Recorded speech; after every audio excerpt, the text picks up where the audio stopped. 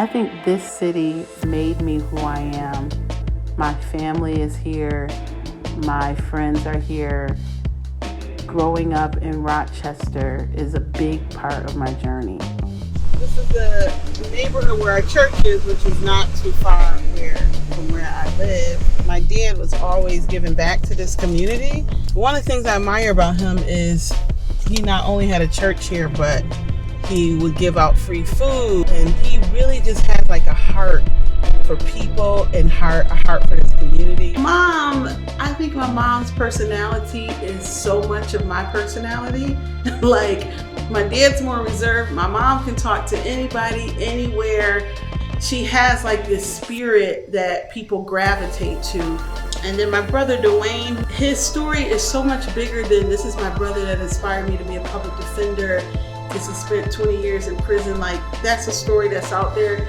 But it's really how he inspired me to embrace my culture, my heritage, and to be bold. Like, Dwayne was very bold and always stood out amongst the crowd. He just so happened to be the victim of mandatory minimums, an aggressive criminal justice system. But that's really not who he is, and that's not how I define him. I think he's one of the most intelligent, thoughtful people that I know. And I defined him as my brother who has taught me so many things that have influenced me to this day. When you live in the hood, shit happens. You learn to push through hard times. And I'm thankful every day that Copeland Street gave me that resilience. It also gave me a resourcefulness. Like, you don't have a lot, you gotta make do with what you got. I am so thankful that I had that experience, that I lived in that neighborhood, that I grew up in community, because it has informed so much of my life. That resourcefulness also exists in my music, right? I knew I wanted a certain sound. I knew I wanted a certain vibe. I couldn't really, pay thousands of dollars for production. I wasn't in LA. I didn't have connections. So it really was me at my laptop, sometimes me and Avis at my laptop, trying to make shit happen by ourselves. And I got that from where I grew up. So while we were filming in my old neighborhood, we were approached by this group of kids who were just so amazing. They were so curious about why we were there and what we were filming. And we actually had such a great time with them and great conversations.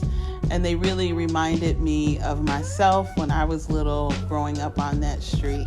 I want like all of those kids to know what the possibilities are, right?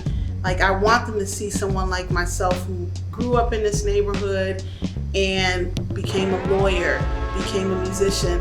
And like that one girl said, she said, when you get famous, you're gonna come back, right? And, quiet as it's kept, I still live here. I ain't go nowhere, I just don't live on that street.